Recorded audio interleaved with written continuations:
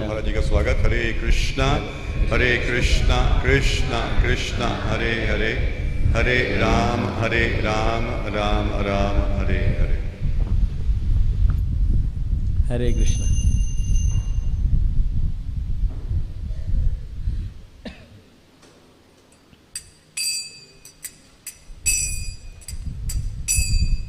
जय राधा माधव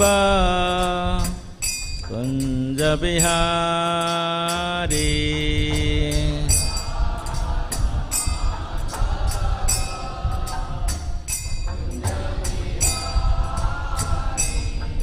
जय राधा माधव कुंज बिहारी,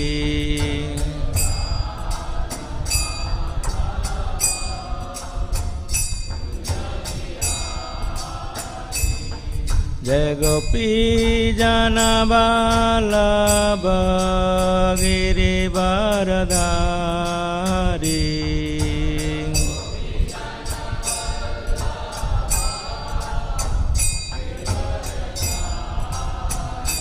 जय गोपी जन वल्लभ गिरिवरधारी,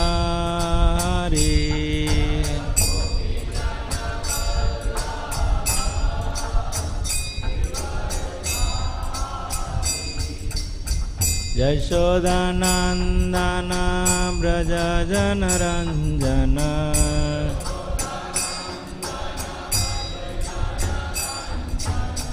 यशोदानंदन व्रज जनरंजन,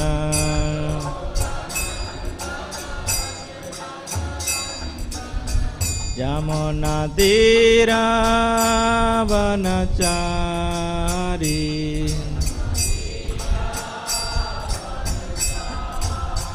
यमुना तीरा वनचारी,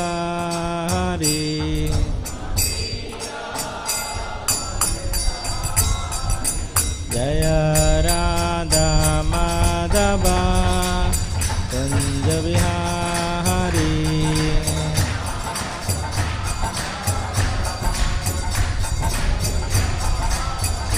जय गोपी जन वल्लभ गिरिवरधारी,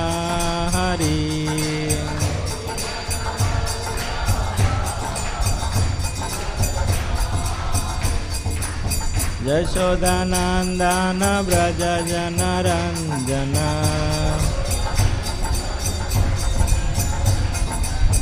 यमुना तीरा वनचारी, जय राधा माधव कुंज बिहारी,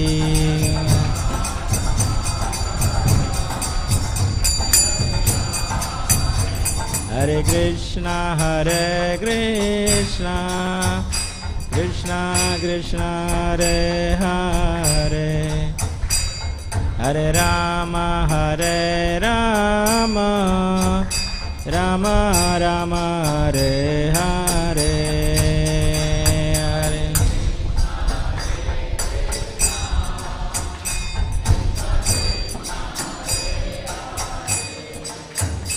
हरे राम हरे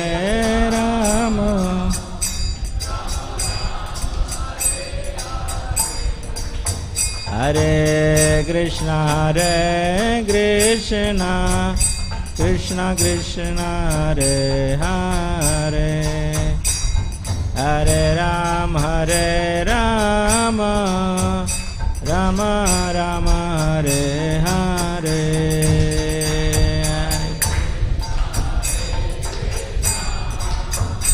कृष्ण कृष्ण हरे हरे, राम हरे Ram,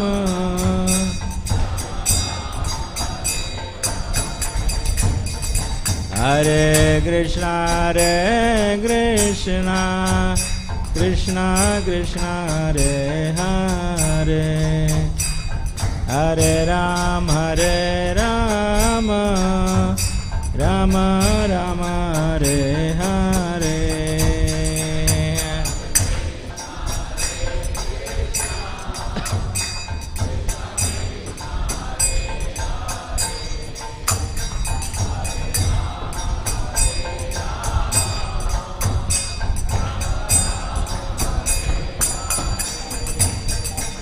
Hare Krishna Krishna Krishna Hare Hare Hare Rama Rama Rama Hare Hare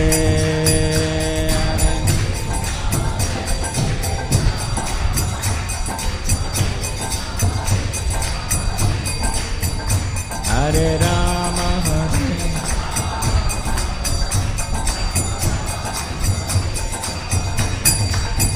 Hare Krishna Krishna Krishna Hare Hare Hare Rama Rama Rama Hare Hare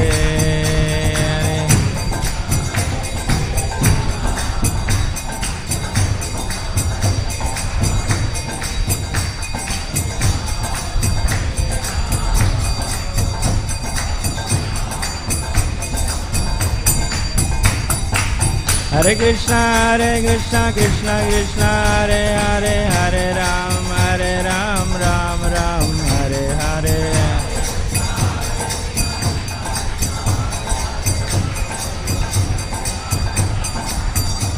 Hare Krishna Krishna Krishna Hare Hare Hare Ram Ram Hare Hare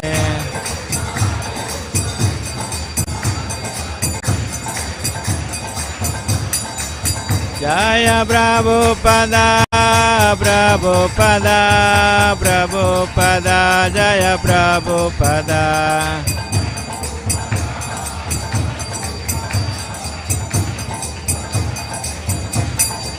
Jaya Jaya Prabhupada Prabhupada Prabhupada Prabhupada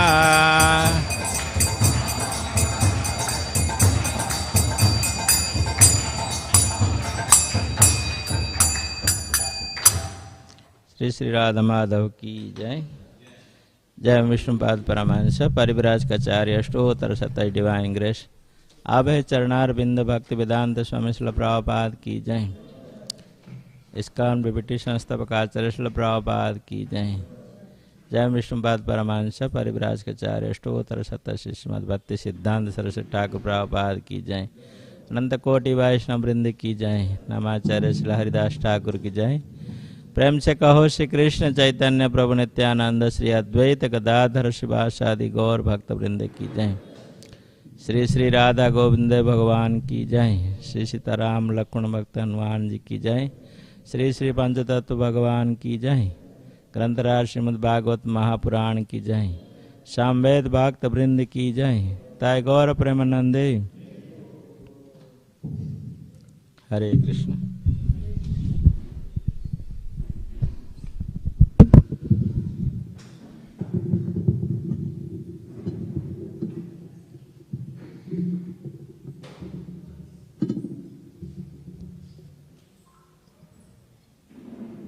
ओम नमो भगवते वासुदेवाय।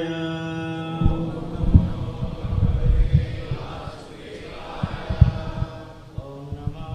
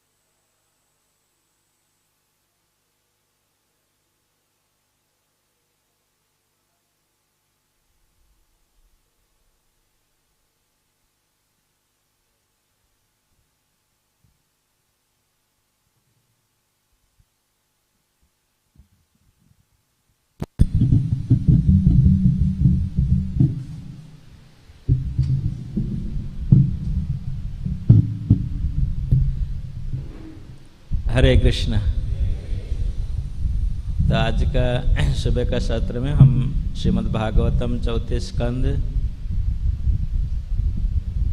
7वें अध्याय, जिसमें दक्ष द्वारा यज्ञ संपन्न करना, इसी अध्याय में हम पढ़ रहे हैं। श्लोक संख्या कितना? 47 है, 47। अच्छा,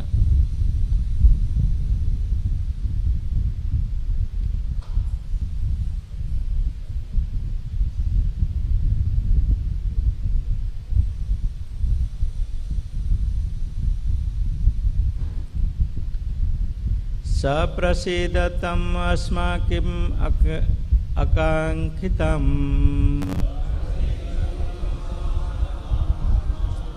दर्शनं ते परिभ्रष्टसत्कर्मणाम् कृत्यमाननिर्भीनमिजाज्ञस्यते यज्ञा विना क्षणं यन्ति तस्मै नमः। सप्रसीदत्वम् अस्माकम् आख्यङ्कितम् दर्शनं ते परिभ्रष्टसत्कर्मणाम् कृत्यमाननिर्भीर्नमिजाज्ञस्यते यज्ञा विघ्नाः क्षमयन्ति तस्मै नमः। सप्रसीदत्वम् अस्माकम् अख्यस्ताम् दर्शनं ते परिभ्रष्टसत्कर्मणाम् कृत्यमाननिर्भीनमिजाज्ञस्यते यज्ञा विघ्नाः क्षमयन्ति तस्मै नमः।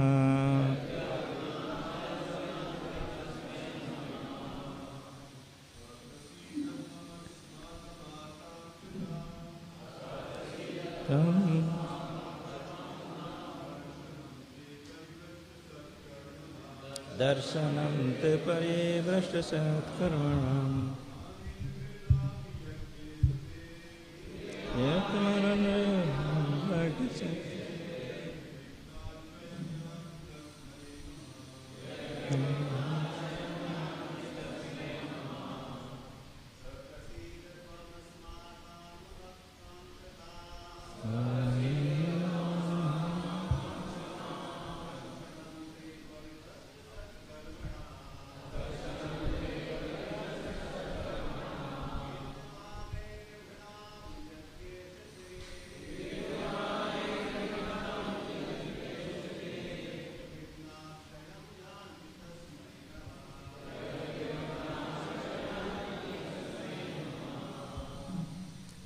माताएं,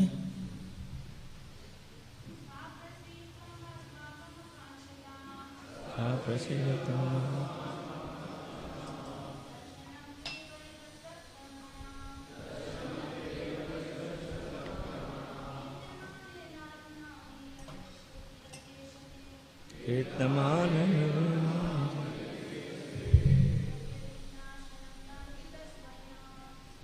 क्या बिगड़ा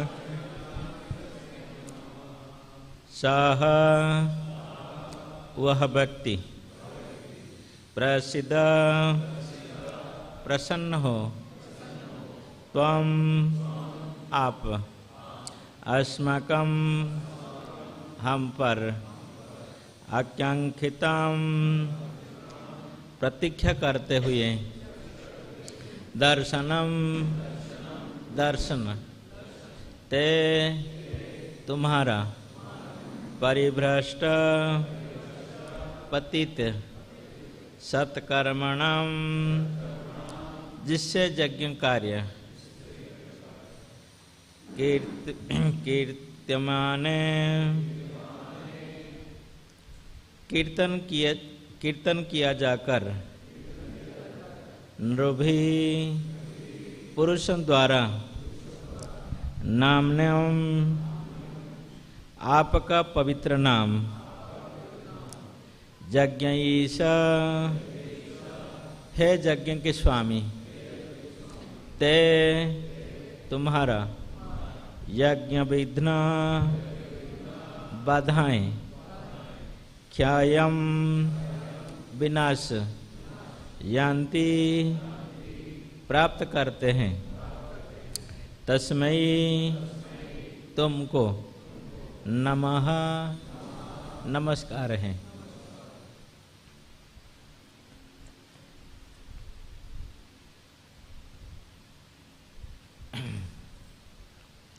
तो आगे ब्राह्मण लोग ये कहते हैं कि हे भगवान, हम आपके दर्शन के लिए प्रतीक्षारत थे, क्योंकि हम वैदिक अनुष्ठानों के अनुसार यज्ञ करने में असमर्थ रहे हैं।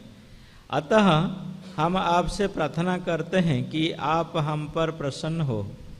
आपके पवित्र नाम कीर्तन मात्र से समस्त बाधाएं दूर हो जाती हैं। हम आपके समक्ष आपका सादर नमस्कार करते हैं। श्रील प्रभुपाद तात्पर्य में समझाते हैं कि ब्राह्मण पुरोहित अत्यंत आशान्वित हुए हैं कि भगवान विष्णु के आ जाने से अब उनका यज्ञ निर्विघ्न समाप्त हो सकेगा। इस श्लोक में ब्राह्मण का यह कथन सारगर्भित है कि आपके पवित्र नाम का जप करते ही हम बाधाओं को पार कर सकते हैं, किंतु आप इसी समय साक्षात उपस्थित हैं।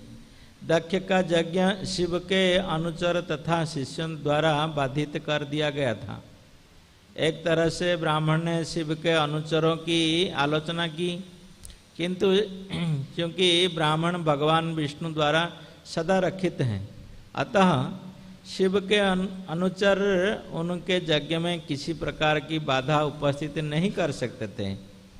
कहावत है कि जाको रखे साइया मारे सके नहीं कोई, कि और जब कृष्ण किसी को मारना चाहते हैं तो उसका कोई बचा भी नहीं सकता। इसका ज्वलंत प्रमाण रावण है।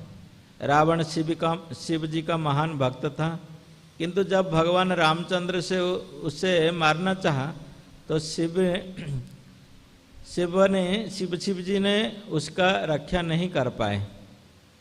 यदि कोई देवता, चाहे वह शिव या ब्रह्मा हो क्यों न हो, किसी भक्त को हानि पहुंचाना चाहते हैं तो कृष्ण उसकी रक्षा करते हैं, किंतु यदि कृष्ण किसी को मारना चाहते तो जिसके रावण या हिरण्यकशिपु को, तो कोई भी देवता उसकी रक्षा नहीं कर सकता।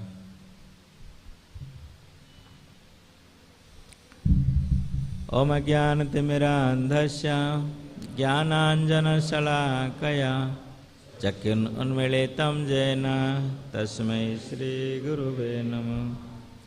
श्रीचैतन्यमनोभीष्टं स्थापितं येन भूतले स्वयं रूपं कदा मह्यं ददाति स्वपदान्तिकं।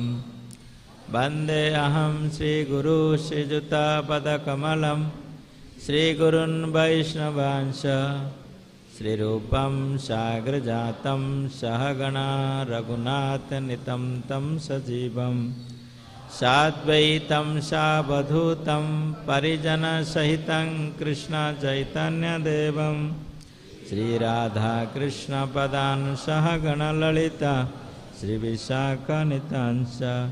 नमो ॐ विष्णुपदाय कृष्णप्रेष्ठाय भूतले श्रीमते भक्तिवेदान्त स्वामिनिति नामिने।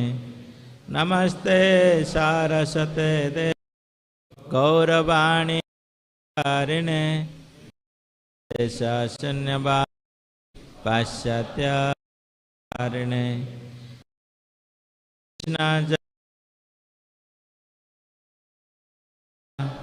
श्री गदाधर आदि गौरवृंद।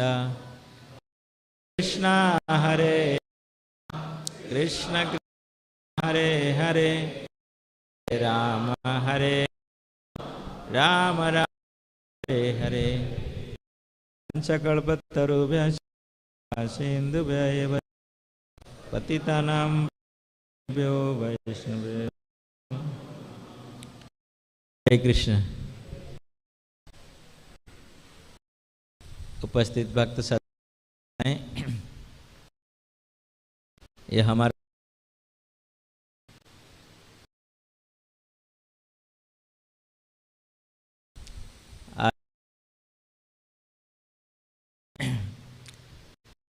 लोग के संगत में श्रीमद् भागवतम श्रवण करने का, कुछ स्मरण करने अब अवसर प्राप्त, बहुत बहुत आभारी। हरे कृष्ण। और आप सबको धन्यवाद इसमें पधारे हैं। तो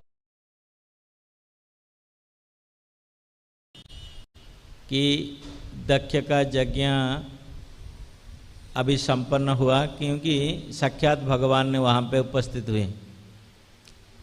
यज्ञ करने का क्या उद्देश्य है? यज्ञ करने का उद्देश्य क्या है? भगवान को प्रसन्न करना है ना, है ना। तो भगवान विष्णु जब प्रसन्न होते हैं तो यज्ञ ऑटोमेटिकली सफल हो जाता है ना। तो यहाँ पे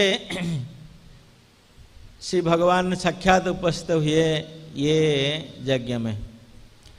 भगवान ने ऐसे वैसे प्रकट नहीं हो गए थे, उसका पहले भी यज्ञ करने के लिए बहुत सारे प्रतिबंध बाधाएं भी सृष्टि कर दिए, है ना नहीं। तो इसलिए हम लोग को जिस यज्ञ करने के लिए प्रयास कर रहे हैं, हम लोग किसी यज्ञ के लिए प्रयास कर रहे हैं, ये संकीर्तन यज्ञ। ये कलि युग में हवन का यज्ञ मना किया गया शास्त्र में करने के लिए। हम लोग तो भगवान का संतुष्टि के लिए थोड़ा बहुत कुछ हवन करते हैं, लेकिन जो यज्ञ बड़े बड़े 100 कुंडीय यज्ञ, 108 कुंडीय यज्ञ, कितने सारे 1000 कुंडीय यज्ञ जो कर रहे हैं, वो अनुमोदन नहीं है शास्त्र में।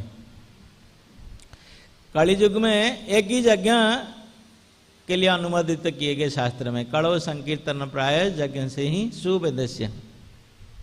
ये संकीर्तन यज्ञ के लिए कलि युग में शास्त्र में अनुमोदित किए गए हैं। तो कभी आपका मन में ये प्रश्न उठ सकता है कि यज्ञ जो करते हैं तो क्या बेकार ही जाता है? बेकार जाता है कि नहीं जाता है? मन में ये प्रश्न आता है कि नहीं? जो लोग यज्ञ करते हैं, इतने बड़े बड़े पंडाल लगा के बहुत सारे बड़े बड़े यज्ञ करते हैं, अनुष्ठान करते हैं, तो उसका मतलब क्या है? जैसे कोई एक्सपायर मेडिसिन खाता है ना। आपको बीमारी होता है, बीमारी हुआ तो डॉक्टर ने प्रेस्क्राइब किया कोई मेडिसिन खाने के लिए, दवाई, लेकिन आप अनफॉर्चुनेटली दुर्भाग्यवश तो दुकान में पहुंच गए। दुकान वाला क्या कर दिया आपको, जिसका ऑलरेडी एक्सपायर डेट हो गया था उसको दे दिया। तो खाने से क्या होगा? बीमारी ठीक होगा क्या? तो इसमें से आप समझ जाइएगा कि यज्ञ करना क्या है ना। तो वो एक्सपायरी हो गया ये यज्ञ कर्म, क्योंकि दूसरे युग में ये यज्ञ करना शास्त्र का अनुमोदन था। तो कलि युग में एक ही दिया गया यज्ञ, जो कि नाम संकीर्तन यज्ञ। हरे कृष्णा कृष्ण कृष्ण हरे हरे, हरे राम राम राम हरे हरे। तो यहाँ पे हम देखते थे ये दक्ष प्रजापति जो यज्ञ कर रहा था, उनके लिए क्या प्रतिबंध आया कि नहीं? ना, आराम से कर दिया था यज्ञ, आराम से हो गया था यज्ञ ना, कुछ प्रतिबंध आया? तो दक्ष प्रजापति जब इतना बड़ा प्रजापति था, उसी समय में तो दक्ष प्रजापति का इतना बड़ा मान था, केवल ब्रह्मा जी, शिव जी और भगवान विष्णु को छोड़ के बाकी सभी लोग उसको सम्मान देते थे। वो इतना विख्यात था। तो फिर इतने प्रभावशाली व्यक्ति होके उनकी यज्ञ में क्यों आया इतना बाधा? क्यों आया बाधा? क्योंकि भगवान ये शिक्षा देना चाहते हैं कि कोई वस्तु प्राप्त करने के लिए आपको बाधाओं को झेलना पड़ेगा। आराम से नहीं हो जाता है कोई चीज। आराम से हो जाता है क्या? कई बड़े बड़े बिजनेसमैन वाले बिजनेस करते हैं, अपने व्यापार चलाते तो आराम से हो जाता है क्या? कितने घोर कठिनाई करते हैं, अरे कितने सारे बाधाएं प्रतिबंधाएं झेलते हैं। तो ऐसे हमारा भक्ति जो ये जो यज्ञ संकीर्तन यज्ञ में हम लोग सम्मिलित हैं तो बाधाएं आना स्वाभाविक है, क्योंकि ये बाधाएं आना स्वाभाविक नहीं मानते इसलिए हम परेशान होते हैं। हम परेशान क्यों होते हैं? हम सोचते कि अरे सब कुछ ऐसे अच्छा ही चल जाए, है ना? अच्छा नहीं है, सब कुछ अच्छा नहीं चलता है, क्योंकि अच्छे जगह में है ही नहीं हम लोग, है ना? नहीं, सब कुछ आशा कैसे चल जाता है? जब आप अच्छी जगह में हो तब जाके अच्छा सब चलता है, लेकिन आप जानबूझकर कोई गलत जगह में पड़ गए तो फिर क्या करेंगे? अच्छा कैसे चलेगा सभी? तो इसलिए हमेशा ये विचार रखना चाहिए, तो हमको 100% बाधा ही आना चाहिए, ये मन में हमेशा डालना चाहिए। अपने जो माइंड है ना, हार्ड डिस्क से उसमें डाल देना चाहिए पूरे, है ना? 100% हमको प्रतिबंध आना चाहिए, बाधाएं आना चाहिए। लेकिन जब कोई हमको कुछ अच्छा ये मिल जाता है, सुख मिल जाता है, कोई ये मिल जाता है, तो भगवान के बड़े एहसान मानना चाहिए कि अरे हम कम से कम इसमें पार हो गए। हमको तो मिलना चाहिए पूरे 100% बाधाएं, क्योंकि हम लोग इस बाधा की जगत में हैं। साक्षात भगवान ने कहा कि दुखालयम अशाश्वतम, ये दुख का जगह है और अशाश्वतम ही है, ये कोई शाश्वत नहीं है। तो उसी जगह में कैसे हम ये कर सकते कि हम अच्छा से रहेंगे, है ना? तो इसलिए बाधाएं आना स्वाभाविक हैं। जैसा अभी पिछले 2 साल में चल रहा था, बाधाएं चल रहा था कि नहीं चल रहा था, लेकिन कई सारे भक्त कंप्लेन किए, बोले हम लोग भक्ति कर रहे हैं, क्यों इतना हो रहा है, भक्त सब चली जा रहे हैं कोरोना में। अरे कोरोना क्या, कुछ भी हो तो चलना है तो चलना ही है ना, जिसको जाना है तो कोरोना हो कुछ भी हो तो चलेगा।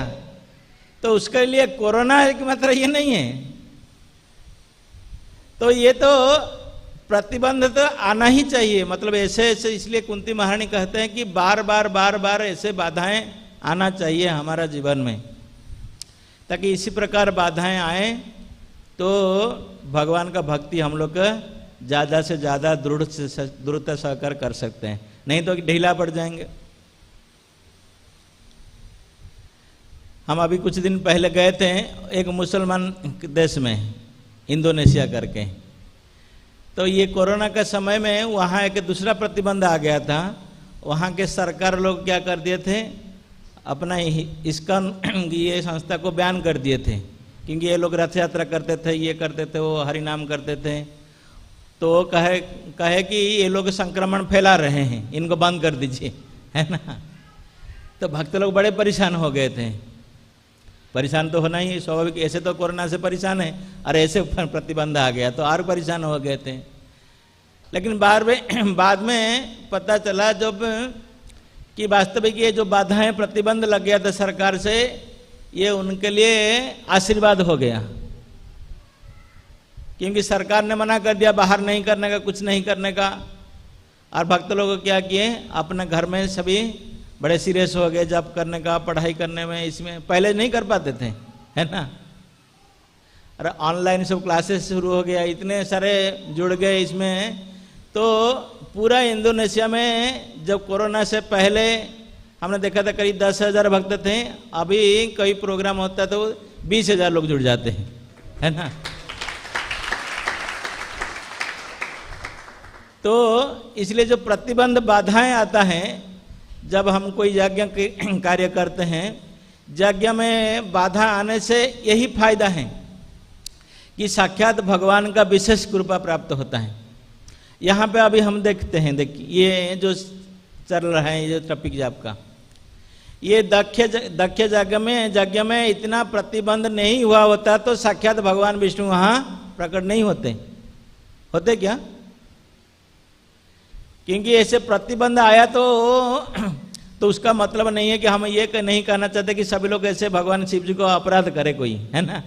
ऐसे नहीं, मतलब प्रतिबंध होने से कि हम लोग भगवान से ज़्यादा हमारा जो ध्यान है केंद्रित होगा, और ज़्यादा से ज़्यादा हम लोग दृढ़ता बने अपने जो भक्ति में हम लोग आगे बढ़ रहे हैं। तो उसमें जब दृढ़ता से दृढ़ता होगा तो इसलिए तो भगवान उसमें देखिए ज़्यादा प्रसन्न होते, तो भगवान साक्षात प्रकट होते हैं। तो इसलिए यहाँ पे जब भगवान साक्षात प्रकट हुए दक्ष के यज्ञ में, तो ब्राह्मण लोग भगवान की स्तुति कर रहे हैं। तो ये स्तुति करना ये बहुत ही महत्वपूर्ण चीज़ है हमारे भक्ति में, क्योंकि नवदा भक्ति में, भक्ति अंग में स्तुति करना, भगवान का गुण कीर्तन करना, ये एक बहुत बड़ा एक अंग है। क्योंकि भगवान का जब स्तुति नहीं करेंगे तो और क्या करेंगे हम लोग, निंदा ही करेंगे दूसरे का, है ना। क्योंकि भगवान का जब स्तुति, क्योंकि भगवान स्तुति प्रिय हैं। भगवान विष्णु जैसे ये कहा गया ना, शास्त्र में कहा गया कि शिव जी जलधार प्रिय है ना। ऐसे भगवान विष्णु जो हैं स्तुति प्रिय हैं। आप भगवान को 2 शब्द बोलेंगे स्तुति में, तो भगवान विष्णु वहां प्रसन्न हो जाते हैं। नहीं तो क्या करते हैं, कभी कभी हम आके मौन रूप में खड़ा हो जाते हैं, कोई आके भगवान के सामने, है ना, आंखें बंद करके ऐसे कोई खड़ा हो जाते हैं। और कोई कोई लोग क्या करते हैं कि स्तुति के बहाने में बहुत बड़ा लंबा लिस्ट लेके आते हैं घर से। अब मंदिर, आज संडे है, मंदिर जाऊंगा तो भगवान को ही बोलूंगा हमारा ये समस्या हो गया, ये हाल कर दीजिए, ये हो गया, हमारे घर में ये समस्या है। ये स्तुति नहीं है ना। स्तुति तो ऐसे करना चाहिए जैसे ब्राह्मण लोगों ने कर रहे हैं यहाँ पे। वास्तविक श्रीमद् भागवत में हर एक पन्ने में ये शिक्षा दिया गया कि वास्तविक भगवान को कैसे प्रसन्न करना है। भगवान को प्रसन्न करने का मतलब है हमारे जीवन का लक्ष्य को प्राप्ति करना। तो इसलिए इसी श्रीमद् भागवत में ये शिक्षा दी जाती है कैसे भगवान को स्तुति करना चाहिए। पहला स्कंद से शुरू हो गया ये स्तुति, महारानी कुंती की स्तुति से शुरू हो गया, उत्तरा जी की स्तुति है, उसके बाद भीष्मदेव की स्तुति है। ये स्तुति क्यों किया गया? भगवान चाहते कि हम स्तुति करो हमको। कोई कई कह सकता है ना कि शायद भगवान बड़े अहंकारी व्यक्ति हैं, ये चाहते हैं कि इनकी स्तुति कर रहे हैं। नहीं, भगवान तो ये इसलिए चाहते हैं कि ताकि हमारा उसमें कल्याण हो। जय श्री श्री राधा गोविंद की जय, सीताराम लखन हनुमान जी की।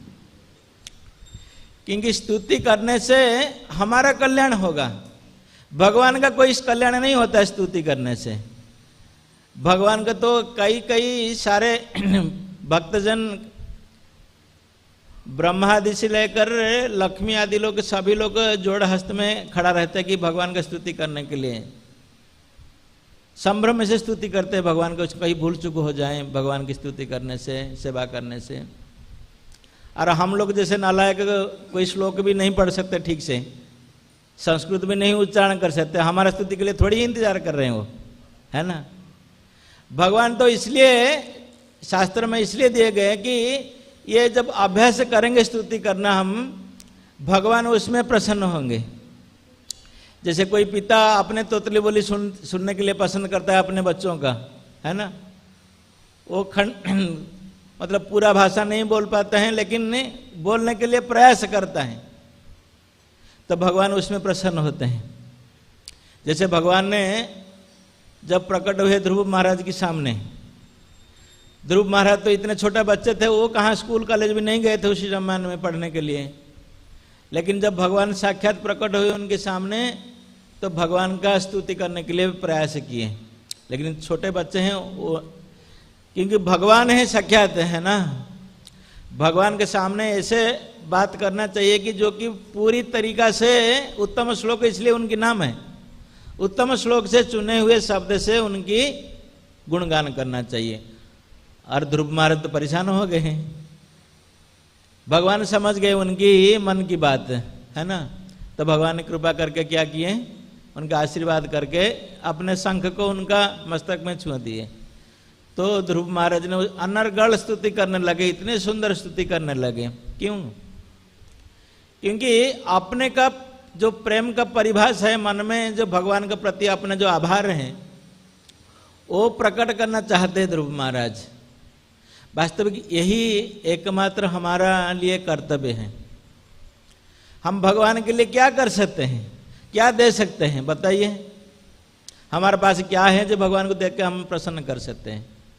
केवल 2 शब्द बोल के हम उसके प्रसन्न कर सकते हैं, है ना। भगवान कुछ नहीं चाहते हमसे। भगवान से तो हम तो हर चीज भगवान से लेते हैं, क्योंकि बिना लेते हुए हम बच नहीं सकते इस संसार में, है ना। तो हम भगवान को क्या दे सकते हैं? भगवान कहते हैं कि मनमना भव मत भक्तो, सब कुछ मुझे दीजिए, ये कीजिए। तो हम भगवान को क्या दे सकते हैं? जो चीज भगवान ने हमको दिया हुआ वास्तव उसको आभार मानना चाहिए। भगवान आप ये कृपा करके ऐसे ऐसे प्रदान किए, ये किए, वो किए, वही आभार प्रकट करना वास्तविक हमारे लिए स्तुति है। क्योंकि भगवान ने हम बिना बताए, बिना बोले, बिना मांगे से भगवान हर कोई चीज हमको देते हैं कि नहीं देते हैं, है ना। लेकिन हम लोग कितने आभार प्रकट करते हैं भगवान को। हम तो कहते हैं कि नहीं, हम तो 10 से 6 बजे जाते हैं, अपने ऑफिस में काम करते हैं, इसलिए तनख्वाह मिलता है। अपने नौकरी में यही कि कोई खेती किसानी करता है तो वो बोलता है कि हम खुद ही इतना परिश्रम करते हैं खेती में, तब हमको अनाज मिल जाता है। लेकिन उन विचारों को सोचना चाहिए कि सब प्रकार का प्रयासों का बाद जब बारिश बंद हो जाएगा तो क्या खेती से काट के जाएगा फसल, बताइए, है ना। अच्छा से आज अनाज बोए, कुछ भी ये करें, और लेकिन भगवान की कृपा बिना कुछ भी हमको प्राप्त नहीं हो सकता। तो इसलिए हमको जो प्राप्त होता है जो चीज़ें, तो इसलिए हम हमेशा भगवान की एहसान मानना चाहिए, कि आभार प्रकट मानना चाहिए कि आप तो बस विशेष कृपा करके ये दिया। वास्तविक हमको कुछ नहीं मिलने वाला था।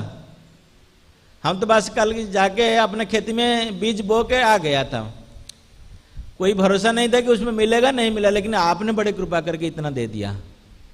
जब इसी प्रकार का भाव रहेगा हमारे मन में, तब जाके भगवान प्रसन्न होंगे। नहीं तो कहेंगे अरे हमको तो इतना सारा मिलना था, भगवान ने ऐसे गड़बड़ कर दिया तो इतना कम मिला, है ना। तो इसी प्रकार का विचारधारा करेंगे तो फिर भगवान हमारे ऊपर प्रसन्न नहीं होंगे। तो इसलिए यहाँ पर जैसे हम देखते हैं कि ब्राह्मण लोग जब भगवान ने प्रकट हुए दक्ष के यज्ञ में, इसलिए ये करते हैं कि जब आप ही वास्तव प्रकट हो गए तो फिर यज्ञ करने का क्या ज्यादा जरूरत है, ये यज्ञ ऐसे ही संपन्न हो गया। आप प्रकट होने का भी बात बड़ी बात दूर की बात है, केवल आपका नाम कीर्तन हो जाता है जहाँ पे, वो भी ऐसे संपूर्ण हो जाता है। हरे कृष्णा कृष्ण कृष्ण हरे हरे, हरे राम राम राम हरे हरे। तो ब्राह्मण लोग कहते हैं कि भगवान आपका नाम संकीर्तन जहाँ पे हो जाता है, वो भी स्वयं संपूर्ण हो जाता है हर कोई कार्य जहाँ पे होता है नाम कीर्तन। और आप अपने जीवन में साक्षात उसी नाम कीर्तन को कर रहे हैं, तो आपका जीवन में कैसे सार्थक नहीं होंगे, भगवान कैसे नहीं प्रकट होंगे आपके। लेकिन भगवान इंतजार करते, भगवान वास्तविक प्रकट होते हैं हमारा। जब हम नाम करते हैं, हरे कृष्ण महामंत्र कीर्तन करते हैं, जप करते हैं, भगवान साक्षात प्रकट होते हैं। लेकिन दुर्भाग्यवशत हमारा आंखें नहीं है, वो देख नहीं पाते हम भगवान को। कभी कभी भक्त लोग ऐसे प्रश्न करते हैं, हम तो इतने साल से भगवान का नाम करते हैं, ये करते हैं, भगवान क्यों नहीं प्रकट होते हैं, हमारा इतना क्यों बाधा प्रतिबंध आ जाता है भक्ति में। ये कभी कभी भक्त लोग ऐसे ये हो जाते हैं। लेकिन वास्तविक वो बाधा प्रतिबंध जो आता है, वो वास्तविक बाधा नहीं है, वो बाधा नहीं है, सुविधा है ना। क्योंकि ऐसे प्रतिबंध नहीं दिए होते भगवान, तो भगवान को हम याद नहीं करते। और जब भगवान को याद करते, भगवान साक्षात प्रकट होते हैं। लेकिन हम क्या करते हैं, हम तो भगवान का नाम करते हैं, लेकिन क्या करते हैं, दूसरा और कुछ सोचते हैं। तो जैसे हम लोग भगवान का माला करते हैं, हरे कृष्ण नाम जप करते हैं। भगवान कहते हैं कि जब माला करते हैं, कोई भगवान को नाम जप करता है, तो भगवान साक्षात प्रकट होते हैं यहाँ पे।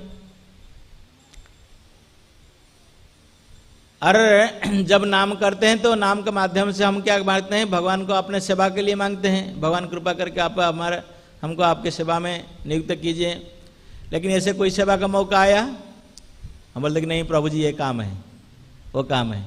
तो भगवान क्या करेंगे बेचारे, बताओ।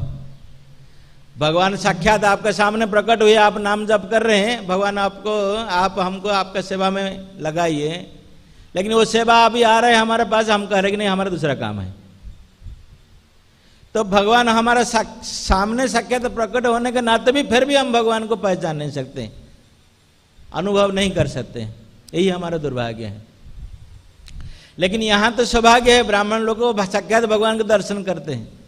तो ये भी कभी कभी मन में प्रश्न आता है कि भगवान तो वहाँ साक्षात प्रकट हो गए ब्राह्मण लोग इसलिए, लेकिन हमारा सामने तो साक्षात प्रकट नहीं होते। अरे साक्षात प्रकट होते हैं लेकिन हम देख नहीं पाते हैं, है ना।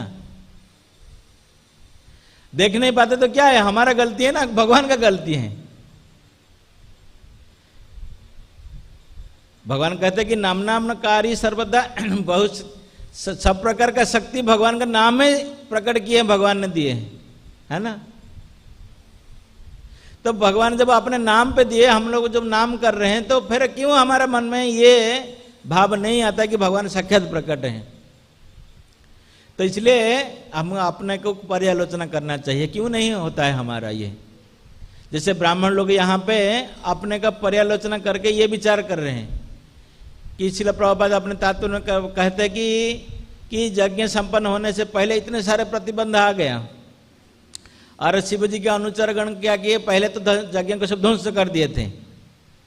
तो हमारा भक्तिमय जीवन भी ऐसे ध्वंस आता है, कभी कभी ध्वंस करने के लिए बहुत सारे प्रतिबंध, बहुत सारे व्यवस्थाएं आता है इस संसार का। लेकिन हम जब उसके ऊपर टिके रहें, सुदृढ़ निश्चय होंगे, इसलिए कहे कि सदा शब्द विश्वास कहे सुदृढ़ निश्चय, कृष्ण भक्ति कैले सर्व कर्म कृत है।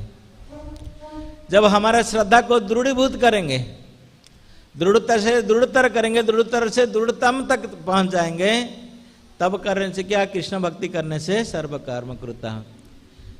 भगवान वही इंतजार करते हैं, हम कितने दृढ़ता पूर्वक भगवान का नाम कर रहे हैं। नहीं तो कोई प्रतिबंध आ गया तो अरे हरे कृष्ण वाला छोड़ो, इनको नहीं करना है ना। थोड़ा बहुत कोई प्रतिबंध आ गया, जैसे कोरोना के टाइम में हम देखे कई सारे भक्त लोग ऐसे कर रहे थे कि महाराज जी हम हरे कृष्ण कर रहे कि हमारे परिवार में कोई गुजर गया, ऐसे गुजर गए, तो कैसे भगवान के ऊपर भरोसा करेंगे, है ना। तो ये बड़ा समस्या नहीं है, क्योंकि वो आज इसमें गया तो कल किसी में भी जा सकता, सबको तो एक दिन जाना ही है ना। जिस दिन हम प्रकट हो गए इसी संसार में, तो उसी दिन हमारा तय हो गया था कि हमको जाना ही है, खाली वो डेट को इंतजार है कब किसी का बारी आता है ना। तो ऐसे विचार करना मन में नहीं, अरे हम तो हर दिन के लिए रहेंगे, हमेशा के लिए, वो बेवकूफ़ी का बात है ना। तो हर सामान कोई बाजार से खरीदे तो एक्सपायरी डेट जाने के बाद थोड़ी उसको यूज करते हैं हम।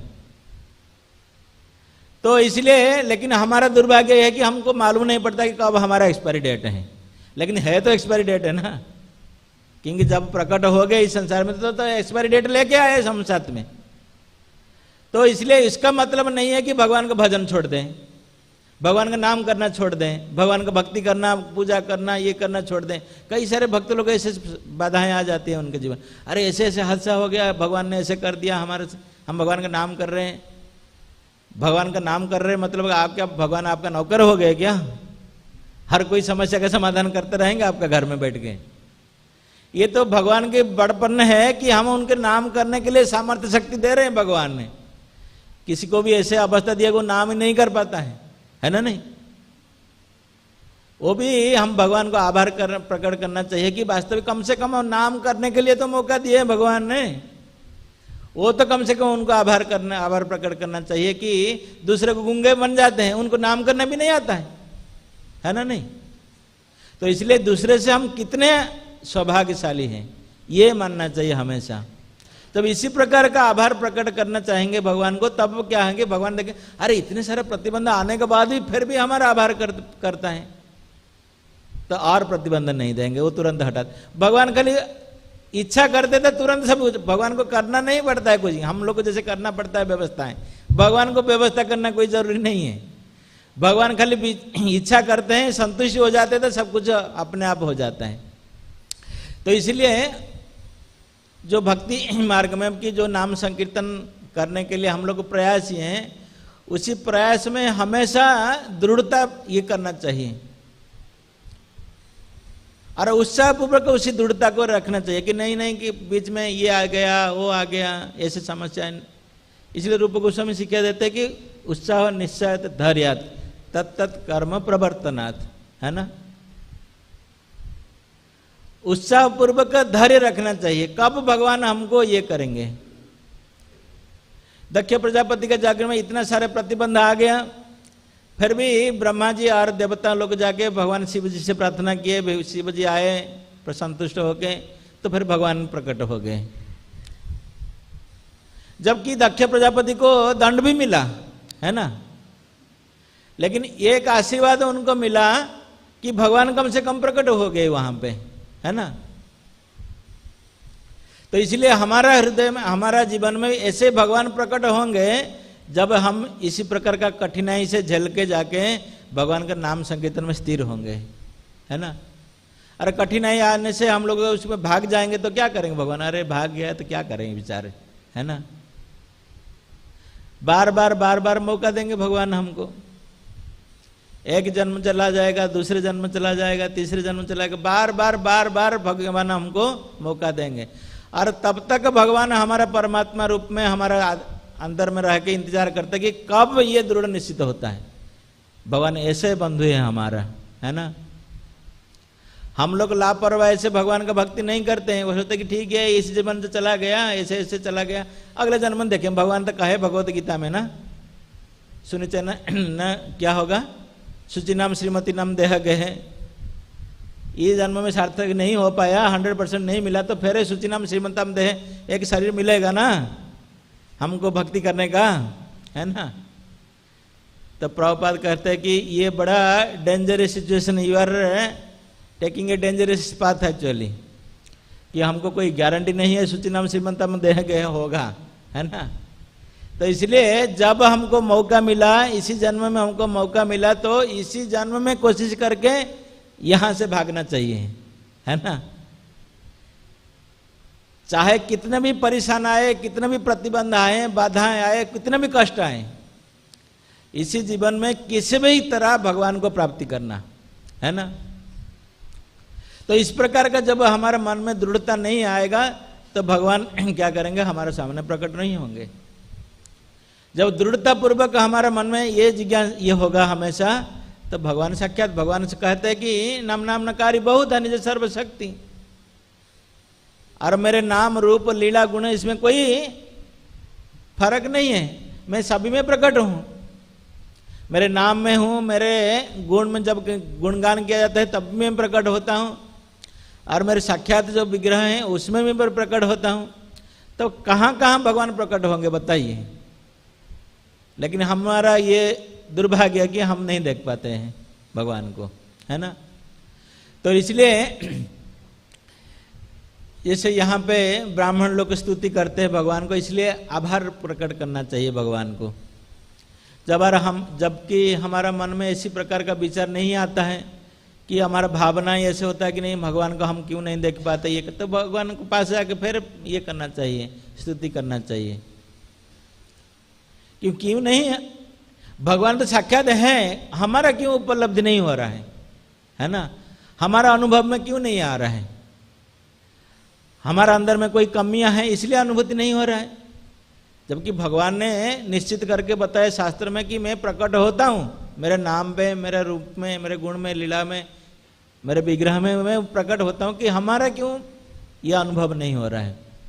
तो इसलिए जब भगवान के सामने आते इसी प्रकार का प्रार्थना करना चाहिए, आप क्यों नहीं हो रहे हैं हमारे सामने प्रकट, है ना। मैं तो प्रयास करता रहता हूं, जितने हमारा सामर्थ्य है उसको 100% दे के प्रयास कर रहा हूं, फिर भी क्यों नहीं हो रहा है। तब इसी प्रकार का विचार मन में आएगा तो हमारा मन में ग्लानि होगा कि भगवान को हम शायद कुछ हमारा मन में कमी रह जा रहे हैं। हमारा हमेशा कितने भी हम परफेक्ट क्यों न सेवा करें, हमारा मन में हमेशा ये ग्लानि रहना चाहिए कि हम कुछ नहीं कर पा रहे, सेवा करने के लिए कोई भी हमारा योग्यता नहीं है, जो भी सेवा कर रहे सब आधा अधूरा रह जा रहे हैं, ऐसे मन में ये रखना चाहिए। नहीं तो कहना चाहिए अरे हम तो सबसे ज़्यादा अच्छा सेवा कर रहे हैं। इसी प्रकार का मन में आएगा तो कि अहंकार आ जाएगा मन में, तो धीरे धीरे धीरे धीरे भगवान क्या है कि हमसे दूर दूर दूर चला जाएंगे। तो इसलिए यहाँ पे ये ब्राह्मण लोग को ये शिक्षा देते हैं वास्तविक, ये कह रहे कि वास्तविक हम तो इतने दुर्भाग्य थे कि यज्ञ तो ऐसे करते रहते, बहुत सारे यज्ञ किए हुए हैं इनकी जीवन में ये लोग, लेकिन अभी इतने प्रतिबद्ध का बाद आप साक्षात प्रकट हुए, इसलिए ये आपकी बड़पन है बहुत। तो इसलिए हमको जब भगवान की सेवा करने का कोई भी मौका मिलता है, हमेशा मन में ये विचार करना चाहिए कि वास्तविक भगवान की सेवा करने के लिए हमारा क्या योग्यता है बताइए। हम लोग तो सोचते हैं कि अरे हम सेवा करने के वास्तविक बड़े योग्य हैं, लेकिन जब हम कंपैरिजन करें, ब्रह्मा जी कहते हैं कि लक्ष्मी सहस्र शत संभ्रम सेव्य मानम,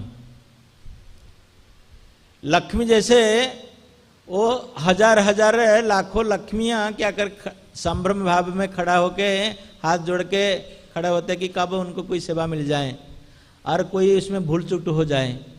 तब जब हम कंपेयर करें लक्ष्मी का और हमारा बीच में, है ना,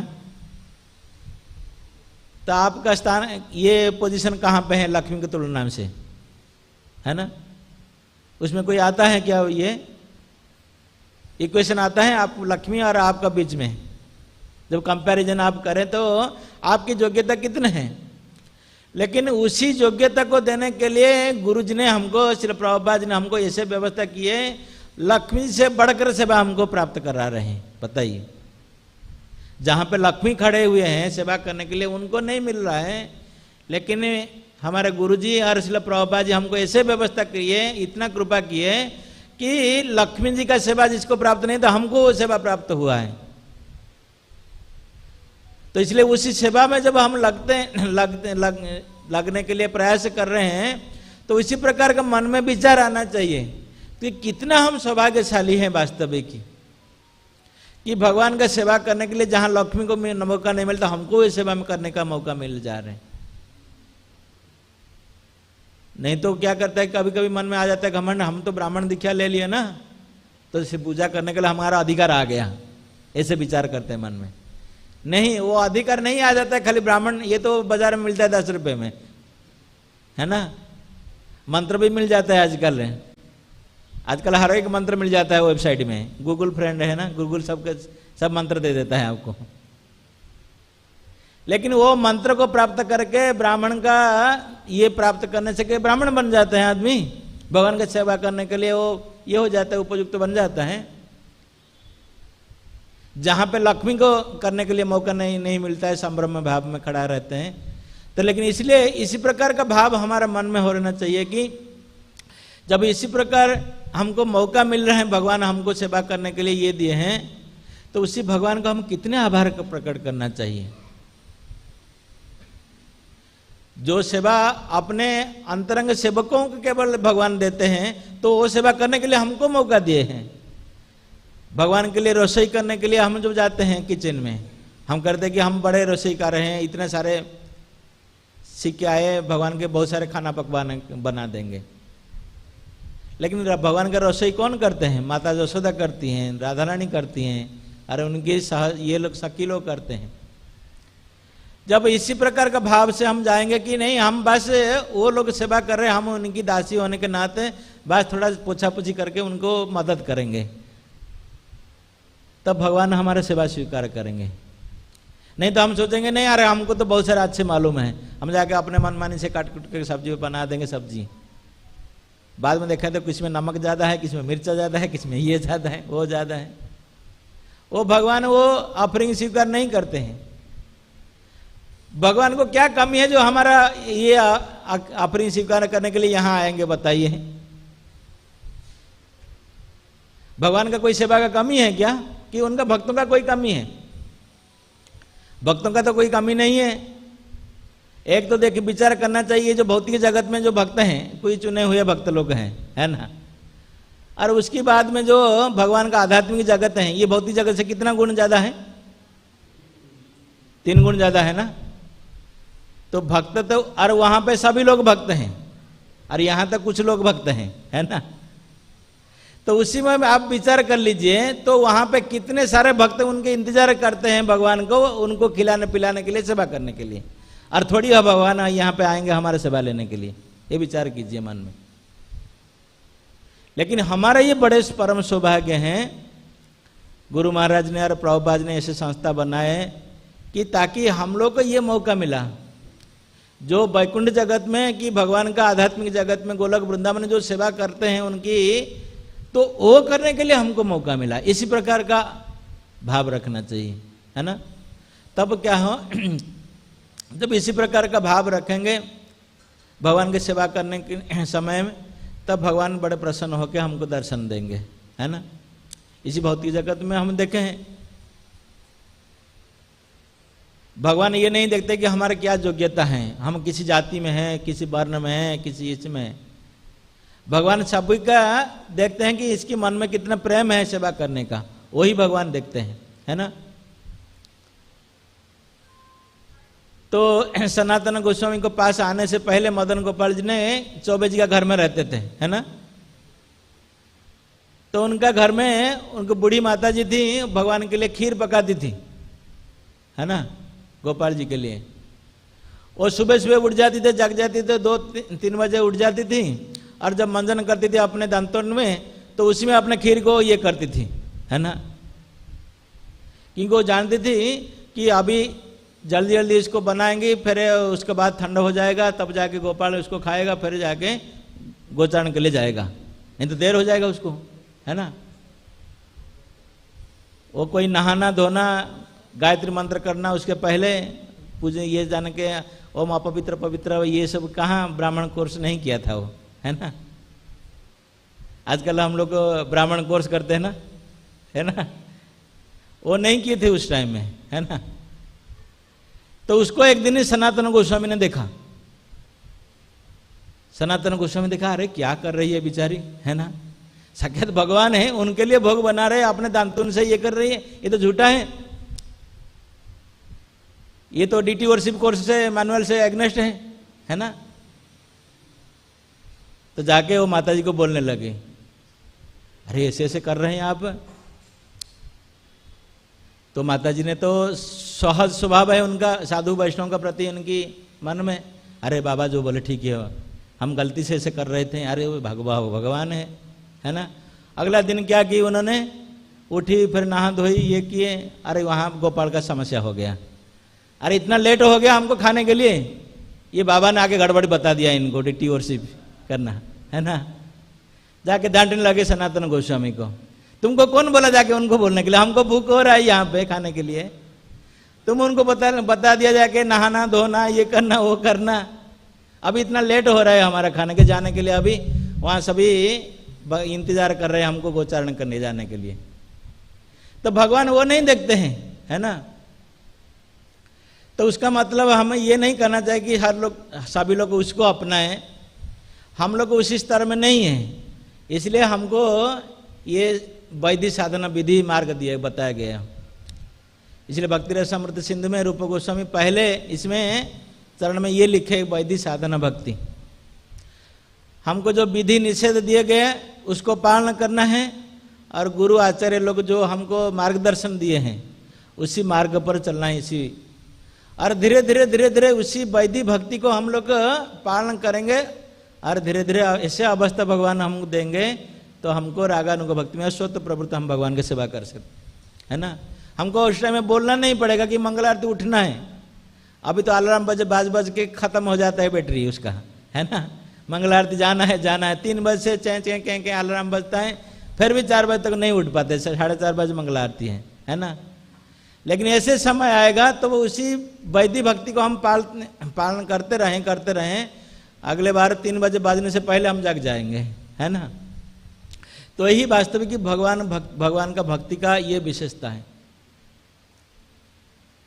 क्योंकि भगवान का भक्ति ऐसे ही है जैसे प्रभुपाद जी कहते हैं कि लोहे और चुंबक और आग या कोई लोहे, प्रभुपाद जी उदाहरण देते हैं, लोहे का आग का धर्म नहीं है, आग का धर्म है तपना, लोहे का धर्म ये नहीं है, लेकिन उसी लोहे जब आग का संस्पर्श में आता है बार बार बार बार, तो ऐसे समय आ जाता है तो आग का काम भी करता है वो लोहा, है ना नहीं। तो भगवान का भक्ति ऐसे ही है, ये हमको जानकारी नहीं पड़ेगा पहले से। जब हम इसको साधन विधि पालन करके जब धीरे धीरे उसको अभ्यास करेंगे, उसको पालन करेंगे, तब ऐसे समय आएगा जैसे ब्राह्मण लोग का अभिस्तुति है, भगवान के साक्षात उपस्थित हमारे दर्शन आएगा, ये रियलाइजेशन आएगा। जब आएंगे मन में बेचैन रहेगा कि मन घर में तो कुकिंग कर रहे हैं, अपने सेवा कर रहे हैं, कुछ भी कर रहे हैं, कब जाके राधा गोविंद जी की मंदिर खोलेगा, दर्शन आरती का टाइम होगा, हम जाके दर्शन करेंगे। उनके दर्शन के बिना नहीं रह सकते घर में, चाहे वे कितने भी काम पड़े रहें, घर में कुछ भी रहें। इसी प्रकार का भगवान हमको भाव भक्ति देंगे, प्रदान करेंगे। तो उसी दिन तक हम इंतजार करना पड़ेगा, है ना। तो इंतजार करने से भगवान क्या करते हैं, उसी को ये करते। प्रभुपाद फिर तात्पर्य में कहते हैं कि भगवान जो चाहते हैं वास्तविक उनकी इच्छा ही सर्वस्व है ना। भगवान किसी को चाहते हैं मारने के लिए तो उनको कोई बचा नहीं सकता कि कोई अपने खुद कोई ये करे, इनका कोई ये काम नहीं चलता है। तो यहाँ पे क्यों प्रभुपाद इसकी बात पर जोर दिए, क्योंकि हमेशा ये प्रभुपाद हमको ये बताना चाहते हैं भगवान का जो निर्देश है और उनके जो उपदेश हैं और उनका जो हमारे प्रति जो देन है, वास्तविक उसको हमेशा स्वीकार करना, ये भक्तों का परिभाषा है। हमेशा जो कोई भगवान ने हमारे लिए जो व्यवस्था की है, आज 1 बेडेड अपार्टमेंट है ठीक है, कल 2 बेडेड मिलेगा ठीक है, कल कोई बड़ा मैंशन मिल जाएगा वो भी ठीक है। नहीं तो कहेगा कभी ऐसे समय आएगा अरे वो भक्त इतना बड़ा घर में रहते हैं, हम क्यों इतना है, वो हम स्कूटर में जाते हैं, वो इतना बड़ा कार में जाता है। इसी प्रकार का मन में विचार आएगा तो फिर हम क्या कर सकते हैं, संसार में सुखी नहीं रह सकते। लेकिन चाहे किसी भी अवस्था में हम रहें, उसमें देखना चाहिए कि भगवान का स्मरण हो रहा है कि नहीं हमारा, और भगवान ने जो दिए हमारे लिए ये वास्तविक सर्वश्रेष्ठ व्यवस्था दी है हमारे लिए। भगवान कितने बड़े भगवान हमारे लिए कृपा किए हैं, इसी प्रकार का भाव रखना चाहिए। नहीं, जब सुदामा विप्र को भगवान ने दिए सब कुछ उनको दिए, तो सुदामा विप्र कहे कि मेरा जो ये घर था, पहले सूर्य चांद देख रहा था, वो घर अच्छा था, मकान है ना, और अब इतने बड़ा ऐश्वर्यशाली घर आपको दे दिया मुझे, अभी तो इसमें हमारा घुटन ये नहीं हो रहा है, आपको याद नहीं कर पा रहे हैं। भगवान कहे कि नहीं कोई चिंता नहीं है, है ना, ये भी आपको कोई ये नहीं करेगा, कोई समस्या में नहीं डालेगा। चाहे आप कुटिया में रहो और चाहे आप इतने बड़े मोहल्ला में रहो, लेकिन आपका जो भक्ति है वो कभी ये नहीं होगा। यही है वास्तविक भगवान का विशेष कृपा है, ये अनुकंपा है। तो इसलिए प्रभुपाद इसको कहते हैं कि जो भगवान का व्यवस्था है हमारे लिए, उसको हमेशा सोचना चाहिए कि ये हमारे लिए बेस्ट है। हम अपना व्यवस्था नहीं करना चाहिए, plan A, plan B, plan D, C, D ऐसे करते रहते हैं, है ना। भक्त लोग ऐसे कहते नहीं ऐसे से छुटकारा ऐसे हो जाएगा तो नहीं, दूसरा कुछ करना चाहिए ना, जैसे भौतिक जगत का दुनिया वालेदारी लोग करते हैं, है ना। इसी प्रकार का नहीं करना चाहिए भक्त लोग की व्यवस्था। नहीं, भगवान ने जो दिए प्लान ये हमारे लिए बस वही है, एक ही मात्र रास्ता है। जब चाहें भगवान बाद में वो फिर दूसरा व्यवस्था करेंगे, हम क्यों चिंता करेंगे, उसमें पड़ेंगे, है ना। जब भगवान देखते हैं कि हमारा प्लान से ये चलने के लिए तैयार हैं, तो भगवान क्या करेंगे, भगवान थोड़ी सोचेंगे कि नहीं यार नहीं इनका प्लान ही डूबने दो, है ना, ये सर्वश्रेष्ठ प्लान होगा, है ना। आजकल कंपनी लोग बहुत सारे प्लान देते हैं, 3G 4G 5G, है ना, बहुत सारे प्लान हैं, लेकिन वो प्लान तो टेम्पररी है, लेकिन सबसे परमानेंट प्लान है जो भगवान के प्लान है ना। तो उसी प्लान से हम लोग चलें तो वास्तव कि हमारा जीवन में कल्याण ही कल्याण होगा। और ब्राह्मण लोग जैसे यहाँ अनुभूति कर रहे हैं कि साक्षात भगवान का उपस्थित वहाँ पे, हम भी साक्षात ऐसा अनुभूति करेंगे, साक्षात भगवान हमारे सामने उपस्थित होंगे, हमारा जीवन वही सार्थक होगा। हरे कृष्ण। जब किस हरे कृष्ण।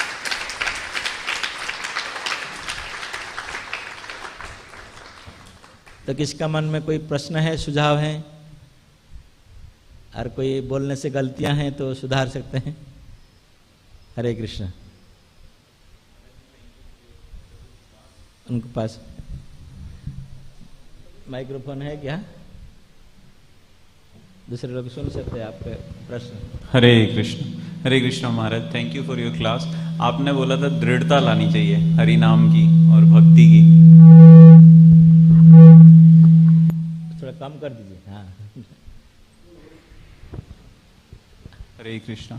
तो आपने बोला था दृढ़ता लानी चाहिए, तो वो दृढ़ता कैसे लेके आए हम हरि नाम करने के लिए या भक्ति के लिए? दृढ़ता करने के लिए तो कई सारे पंथा हैं। एक तो जो दृढ़ता पूर्वक जो भक्त हैं उनकी संग करना, और दूसरा है दृढ़ता पूर्वक भक्तों के बारे में सुनना, श्रवण करना। जैसे शास्त्र में दिए गए, बहुत सारे पुराण में दिए गए, उनकी बारे में बार बार श्रवण करने के तो हमारे मन में दृढ़ता बढ़ेगा, है ना। तो इसलिए भक्तिरसामृत सिंधु में एक आशाबद्ध करके शब्द उपयोग किए रूप गोस्वामी ने, कि हमारे मन में ये आशा रहेगा। जैसे अभी ब्राह्मण का बात हम यहाँ पढ़ रहे हैं, ये भागवतम जब हम पढ़ रहे हैं तो किस लिए पढ़ रहे हैं? भागवतम का उद्देश्य क्या है? भवतार भक्ति अहेतु की तोई, है ना, कि भगवान का चरण कमल में हमारा कैसे अहेतु की भक्ति होगा, ये उद्देश्य है ना। उसके लिए हम श्रीमद् भागवतम पढ़ रहे हैं। तो इसलिए भागवतम का हर पन्ने में जो कुछ दिया गया, ये केवल उसका उद्देश्य है कि भगवान का भक्ति में हमको लगाना है ना। तो इसलिए अभी जो ये पढ़ रहे हैं हम लोग कि ब्राह्मण लोग भगवान का आभार प्रकट कर रहे हैं, ये कर रहे हैं, तो जब इसको हम लोग पढ़ेंगे और बार बार श्रवण करेंगे, उसको सुनेंगे, तो जब उनका मन में इतना भक्ति है तो हमारे मन में क्यों नहीं आ रहे हैं? तो इसलिए हमारा पर्यालोचना करने का अवसर मिलेगा, है ना। तब इसी प्रकार के जो पर्यालोचना करने का ये हो, तो हम पर्यालोचना करेंगे तो फिर इसके प्रति हमारा दृढ़ता बढ़ेगा। अरे हम भी ऐसे करना चाहेंगे, हम भी ऐसे ये करेंगे, ऐसे बार बार इसके बारे में श्रवण। तो इसलिए दृढ़ता आने के लिए ये तो भगवान की सेवा में हम लोग और श्रवण कीर्तन करने के लिए जब अपना समय देंगे तो दृढ़ता धीरे धीरे बढ़ेगा। नहीं दे पाएंगे तो ठीक है, फिर भी कोई श्रवण कीर्तन नहीं कर पा रहे हैं, कि भक्तों का संग नहीं कर पा रहे हैं ऐसे दृढ़ता पूर्व भक्त का, फिर भी जब हमको उपदेश दिया गया, जो आदेश दिया गया, गुरु साधुगण जो दिए गए हैं, उसको पालते रहेंगे तो फिर भी ये बढ़ जाएगा दृढ़ता। क्योंकि भक्ति का ऐसे एक शब्द है, भक्ति जो भगवान का भक्ति, इसकी परिभाषा इसका ये इतना है, हम नहीं जान सकते कि इसका रिएक्शन क्या है। जैसे कोई दवाई खा लेता है, वो मालूम नहीं कि उसका क्या केमिकल रिएक्शन है, उसका कॉम्बिनेशन है, वो तो दवाई खा लेता है, वो अपने आप काम कर लेता है। इसलिए भगवान का भक्ति ऐसे ही एक चीजें हैं, तब जब उसी भक्ति में हम लग जाते हैं तो अंदर से अंदर वो काम करता है ना। हमारा मन में जितना आलस्य है, जो भी ये है, वो सभी दूर कर देता है, खाली हमें उसमें लगे रहना है ना, है ना। हरे कृष्ण। और कोई प्रश्न है किसके मन में? हरे कृष्ण।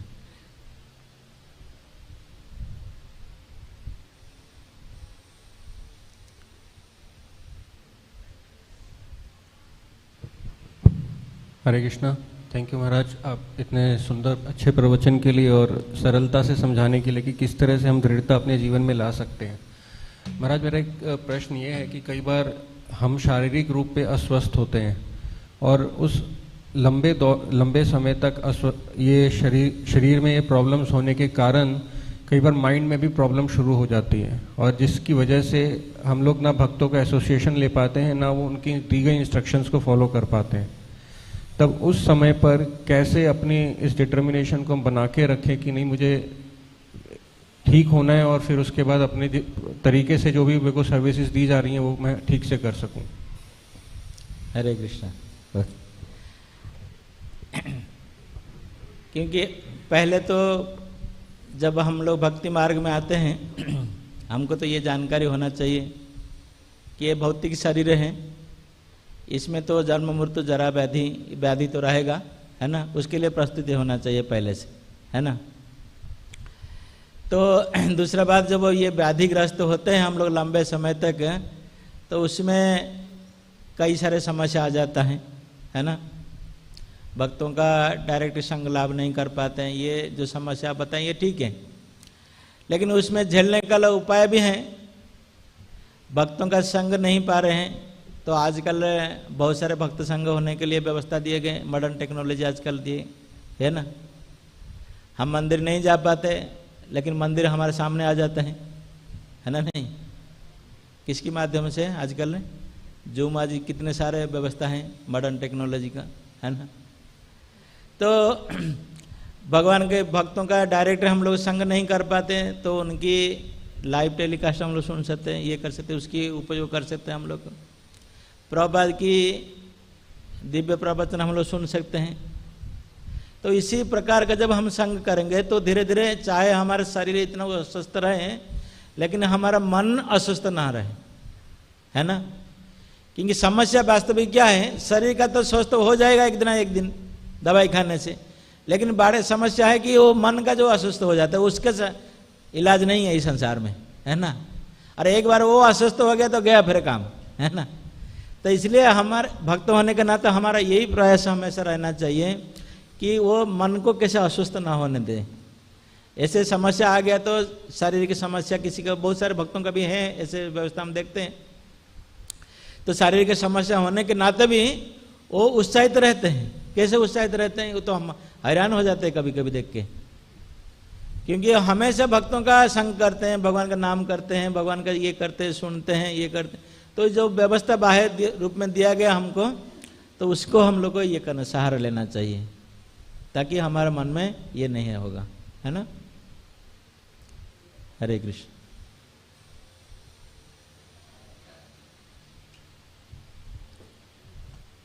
आप लोग का समय तो नहीं जा रहा है ज्यादा। हाँ, हरे कृष्ण।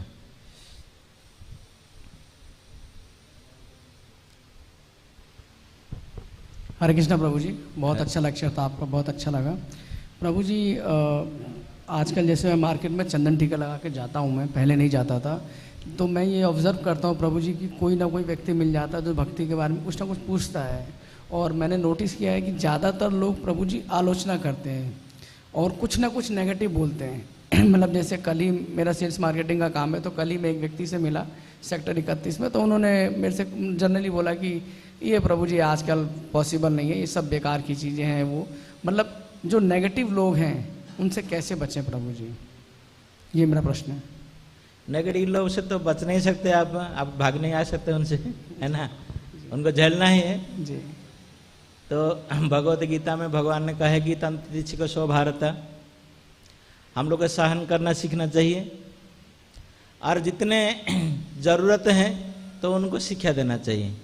शायद वो आदमी जो से हम ये कर रहे हैं मिलते हैं, वो सुनने के लिए तैयार है तो कुछ 2 मिनट 4 मिनट उनके सिखाना चाहिए कि ऐसे नेगेटिविटी मेंटालिटी तो है इस जगत में, क्योंकि नेगेटिव जगह में है हम लोग, उसमें तो आशा नहीं करना चाहिए कि सभी लोग हमारे सपोर्ट में होंगे। तो कोई लोग सपोर्ट में हो जाते तो हम लोग भगवान का आभार करना चाहिए कि वास्तविक कोई लोग सपोर्ट मिल जाए। तो ऐसे नेगेटिविटी तो 99% लोग रहेंगे, तो हमको ये कौशल सीखना चाहिए, कला सीखना चाहिए कि कैसे उनसे निपटना है, अर्जेंटना है।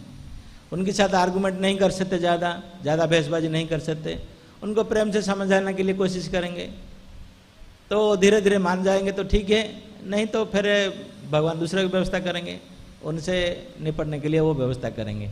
हम भगवान का ऊपर निर्भर करेंगे तो भगवान उसका व्यवस्था करेंगे, उसी आदमी से हमारा दोबारा मिलना नहीं होगा फिर, है ना। Thank you Prabhu ji, thank you so Hare much. Krishna.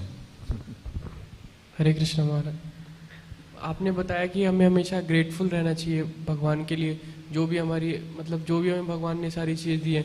जब हम स्टार्टिंग में कृष्णा कॉन्शियस में आते हैं तो ग्रेटफुलनेस अंदर से रहती है, हर एक चीज़ों को लेके ग्रेटफुल रहते हैं, छोटी छोटी चीज़ों को, भगवान को, किसी से मिले। पर जैसे जैसे टाइम बीतता जाता है हमारी ग्रेटफुलनेस कम होती जाती है, बिल्कुल मतलब बिल्कुल कैजुअल लेते हैं। तो कैसे हमेशा ग्रेटफुल रहें और सारी सिचुएशन के लिए कैसे भगवान का आभार हमेशा व्यक्त करें, मेरा क्वेश्चन ये। अच्छा, हाँ ये होता है कभी कभी, हम लोग थोड़ा पुराने हो जाते तो सोचते हैं कि अरे नहीं, जो मिल जाता है हमको बस भगवान को तो देना ही है हमको। तो इसलिए हमेशा अपने को इंट्रोस्पेक्शन करना चाहिए अपने खुद को इंट्रोस्पेक्शन करना चाहिए, विचार करना चाहिए कि वास्तविक हम आभार कर रहे हैं कि नहीं, प्रकट कर रहे हैं कि नहीं। तो कम से कम भक्तों होने का नाता ये बहुत बड़ा महत्वपूर्ण चीज़ है भक्ति में, है ना। जब ऐसे नहीं कर पाते तो कभी कभी ऐसे हो जाता है, तो फिर अनदेखा में कभी कभी भगवान को भूल ही जाते लोग, है ना। भक्ति तो फिर भक्ति से फिर दूर होने का चांसेस बहुत है।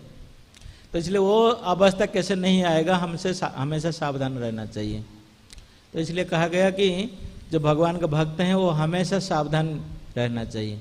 जो कुछ क्रियाकलाप कार्य कर रहे हैं हर दिन, उसको पुंखानुपुंख रूप में अपने को ये करना चाहिए, अपने अंदर से उसको मंथन करना चाहिए कि वास्तविक जो मैं कर रहा हूँ वो ठीक कर रहा हूँ कि गलत कर रहा हूँ, है ना। सपोज आज मैं कर रहा हूँ भगवान को ग्रेटफुल कर रहा हूँ कि ये कर रहा हूँ, कल क्यों नहीं कर पा रहा हूँ। देखना चाहिए कि हम कितना दूर रह जा रहे हैं भगवान से। तो फिर उसको फिर कोशिश करेगा उसको बढ़ाने के लिए, है ना। नहीं तो उसको आज ही टीज ले जाएगा, ग्रांटेड बोल के ले जाएगा तो फिर दूर हो जाएगा, है ना। जैसे कभी कभी हम देखते हैं कि भक्तों का बीच में ये होता है, कई कई दीक्षा लेने से पहले या मंदिर से पहले जब आते हैं तो बहुत सारा सीरियस होता है। मंगल आरती में रोज आ जाते हैं, घर में पास में ये हैं, कहीं ना कहीं कोशिश करके आ जाते हैं। जब दीक्षा हो जाते हैं वो सोचते हैं कि नहीं, अरे हर दिन जाने का ज़रूरत नहीं है, संडे जाएंगे, तो संडे डिवोटी बन जाते हैं बाद में, है ना। तो उसके बाद धीरे धीरे हो जाता है। ठीक है, हर दिन अपने घर में भी पूजा कर रहे हैं ना, घर में ही भोग लगा रहे हैं, वो भी बच्चे भी हैं, उनको भी देखभाल करना है। अरे संडे भी बहुत मुश्किल हो जाता है, फिर अपने बंधु बांधव आ जाते हैं, ये आ जाते हैं, कल फेस्टिवल में जाएंगे, तो संडे से फिर फेस्टिवल डिवोटी बन जाते हैं, है ना। और धीरे धीरे फेस्टिवल डिवोटी से फिर पता नहीं चलता है। प्रभु जी फोन करते हैं, अरे प्रभु जी हम इधर हैं, उधर हैं, इधर हैं, है ना। ये समस्या आ जाती है जब हम अपने को पर्यालोचना नहीं करते, है ना। तो अपने को अन्वेषण करना ये बहुत बड़ा महत्वपूर्ण चीज़ है कि हमेशा ये विचार करना चाहिए कि कोशिश हमेशा करना चाहिए कि भगवान से सेवा में हमेशा जुड़े रहें। और अपने का जो क्रियाकलाप हम कहने का मतलब ये है, हमारा हमेशा अपने जो भक्ति जीवन में हमेशा पर्यालोचना करना ये बहुत ही जरूरी है कि हम कल क्यों हम ये नहीं कर पा रहे भगवान को। नहीं तो धीरे धीरे हम दूर हो जाएंगे भगवान से, है ना। चाहे हम लोग भक्ति करने के लिए प्रयास ये कर रहे हैं, लेकिन ऐसे अंदर से भगवान ने हमको दूर कर दिए हैं ये करके। क्योंकि भगवान जैसे जिसको एक बार मन में ठान लिए नहीं ऐसे करना है इसको, वो तो फिर करके रहेंगे, है ना। इसलिए बड़े सावधानी होना चाहिए हमेशा। हरे कृष्ण। और कोई मन में किसका प्रश्न है? और प्रभु जी पीछे हाथ उठा।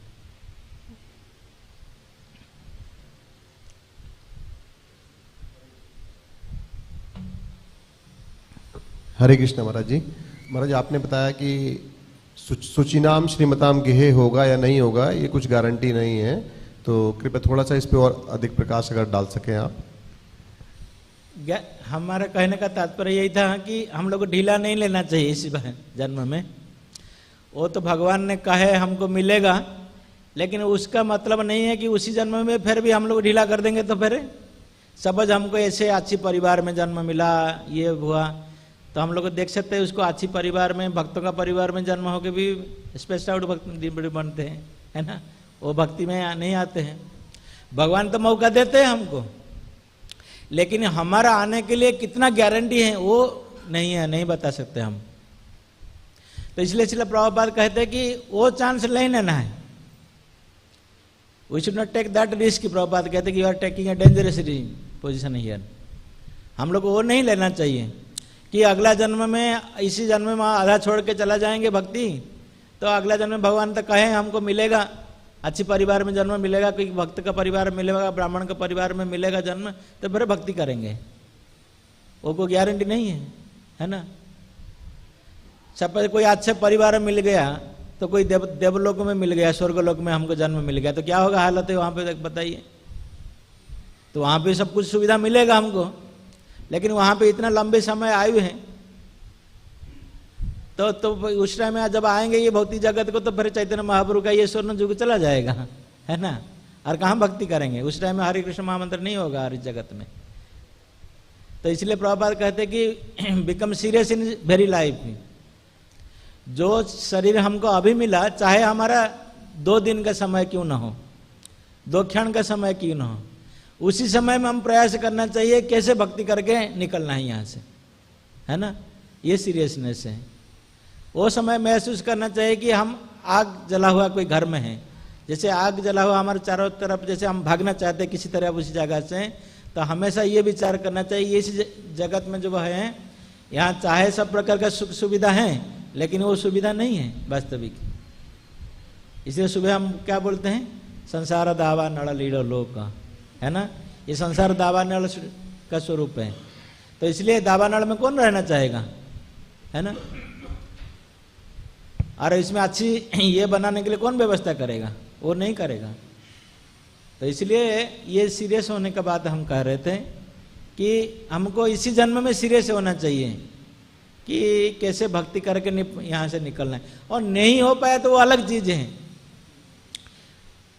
हम उसमें पूरी तरीका से सामर्थ्य मतलब 100% सक्सेस हुए नहीं हुए वो हमारा ऊपर डिपेंडेंट नहीं है, लेकिन हमारा जितने ताकत है उसको 100% लगाना चाहिए। प्रयास तो हमारे तरफ से होना चाहिए। वो कितना कम रह जाएगा वो उनका डिपेंड है, वो भरपाई करेंगे उसमें भगवान ने, है ना। तो हमको 100% प्रयास करना चाहिए निकलने के लिए यहाँ से। ये विचार नहीं कर, हमारा कहने का मतलब था ये से विचार नहीं करना चाहिए कि भगवत गीता में तो भगवान ने कह दिए बस एक और चांस ले लेते हैं, है ना। ये चांस ले लेना चाहिए, है ना। हरे कृष्ण। हरे कृष्ण प्रभु, बहुत बहुत धन्यवाद। आपने अपने सुविचार के द्वारा हम लोगों का मार्गदर्शन किया। सर्वप्रथम गुरुजी, आपने बताया जैसे भक्ति सुविधा दुविधा होती रहती हैं, तो हर और किसी भी प्रकार की परिस्थिति में हमको ईश्वर का जो है वो स्तुति करनी चाहिए।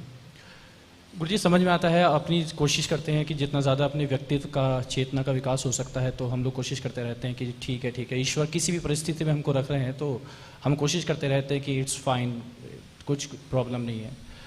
लेकिन सिर्फ शारीरिक दिक्कत भी नहीं होती, कई बार मानसिक प्रताड़ना भी होती है। जैसे कि वर्तमान समय में बहुत सारी परिस्थितियाँ ऐसी उत्पन्न होती रहती हैं, ईश्वर हमको रख रहे हैं किसी परिस्थिति में, वो समझ में आता है, लेकिन जब दुष्ट कुछ ऐसे कार्य करते हैं जिनकी वजह से मानसिक प्रताड़ना होती है। और जी आपने भी थोड़ी देर पहले ही आपने कहा था कि इंडोनेशिया में आप गए, लगभग 95% मुस्लिम आबादी वाला देश है, लगभग 3% वहाँ पे हम लोगों के हिंदू जो हैं वो रहते हैं। और भगवान विष्णु का जो सबसे बड़ा जो देवालय है वो वहाँ पे वर्तमान समय में वो हम लोग सब जानते हो बहुत पुराने समय से हैं। तो जब कभी बहुत सारी चीज़ें सोचते हैं वर्तमान के समय में, या इससे पहले जैसे बहुत सारे दुष्ट लोग काम करते रहते हैं, नेगेटिविटी फैलाते रहते हैं, यहाँ तक कि 1-1.5 साल पहले भी बांग्लादेश में यहाँ तक कि इस्कॉन में जो है भगवान का विग्रह को भी मतलब वहाँ पे, तो कई बार ये जो मानसिक प्रताड़ना, ये जो एक प्रकार की जो विडम्बना या दिक्कत कहीं ना कहीं होती है, उससे ज़्यादा मन दुखी होता है। शारीरिक चीज़ें we can handle all these things, उस परिस्थिति में हमको मतलब सिर्फ और सिर्फ मतलब ईश्वर का ही स्मरण करना चाहिए, स्तुति करना चाहिए, या दुष्ट लोगों के साथ में कुछ और प्रकार का भी, सॉरी मैं इस तरह का प्रश्न कर रहा हूँ, या कुछ और हमारा कर्तव्य भी बनता है कि हम किस तरीके से वहाँ पे प्रतिक्रिया अपनी कर सकते। बस मैं आपका विचार जानना चाहता हूँ। हरे कृष्ण। हमारा विचार है तो हम लोग खुद कोशिश नहीं करना चाहिए किसी और को ये करने के लिए, हम अपने को कैसे बदलना चाहिए वो सीखना चाहिए, और दूसरों को कैसे टॉलरेंस करना ये सीखना चाहिए। जैसे मानसिक दुश्चिंता है तो वो होता रहेगा इसी भौतिक जगत में, नहीं तो अपने मन से भी दुश्चिंताएं आएगा, और ये तो भौतिक जगत का कार्य है। जैसे प्रहलाद महाराज ने की शिक्षा में हम लोग देखते हैं, जबकि प्रहलाद महाराज की बहुत सारे मानसिक दुश्चिंताएं भी यातनाएं दिए गए थे, लेकिन प्रहलाद महाराज ने क्या किए, उसका रिवोल्यूशन नहीं किया प्रहलाद महाराज ने। लेकिन क्या हुआ, प्रहलाद महाराज का परास्त हुए क्या वो। तो इसीलिए जब भगवान के भक्त लोग को इसी प्रकार का वो कभी कभी समय आता है तो भक्त लोग को जब भगवान का ऐसे कुछ हमारा हमको विशेष अनुमति प्राप्त होता है तो तब हम रिवोल्यूशन कर सकते हैं। इस नहीं तो भक्तों को क्या कहें, तन तिथि के स्वभारत ये अपनाना चाहिए। तिथि के करुणा, तिथि के अर्थात सहना, है ना। तो वो अपनाना है भक्तों को। लेकिन भगवान जब देखते हैं कि भक्त लोग सब प्रकार का मानसिक जो चिंता है, शारीरिक जो चिंता है, ये सब सहन लेते हैं, तो भगवान क्या कहते हैं, फिर वो खुद आते हैं। भगवान खुद कहते हैं कि ये जगत को आने के लिए उनका कारण क्या है, वो समस्या का समाधान वो करेंगे। जैसे प्रभुपाद जी यहाँ पे इसी तात्पर्य में कहें, भगवान जिसको मारना चाहेंगे तो उसको कोई बचा नहीं सकता, वो जिसको सुरक्षा करना उसको कोई मार नहीं सकता है। तो चाहे कोई भक्तों का प्रति कोई अन्याचार हो, भक्त उसमें बलिदान पड़े, तो उसमें हमारा विचार कि हम इसे नहीं सोचना चाहिए कि अरे हम उनको जाके हम भी मार दें, उसमें समस्या का समाधान नहीं होगा, है ना। हम भगवान का ऊपर निर्भर करें, उनकी प्रार्थना करें, वो समस्या का समाधान करें। चाहे बाद में हमको कोई ऐसे प्रेरणा मिले, भगवान साक्षात आके कहे नहीं तुम जाके युद्ध करो, उनको मारो, अर्जुन को जैसे कहे भगवान ने युद्ध करो जाके, तो हम उसी ये कर सकते हैं। नहीं तो हमारा तरफ से ये नहीं होना चाहिए, ये हमारा विचार है, भगवान के ऊपर छोड़ना चाहिए, है ना। हरे कृष्ण।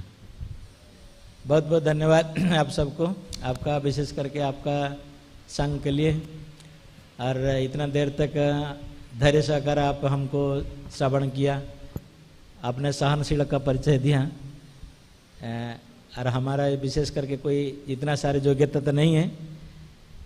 हम यही प्रार्थना करते हैं श्रीमद् भागवत का संदेश आप लीजिए अपना मन में, श्रील प्रभुपाद का संदेश लीजिए, जो साधु गुरु वैष्णव लोग जो हमको संदेश दिए हैं वो हमारा कल्याण के लिए, एकमात्र हमारा कल्याण के लिए, और उसी संदेश को अपने जीवन में हम लोग उतारेंगे तो उसमें हमारा कल्याण ही कल्याण होगा, और जीवन का लक्ष्य हम लोग साधित पाएंगे। हरे कृष्ण। श्रील प्रभुपाद की, ग्रंथराज श्रीमद् भागवत की, सामवेद भक्त वृंद की, गौर प्रेमानंदे। हरे कृष्ण। श्रील प्रभुपाद की।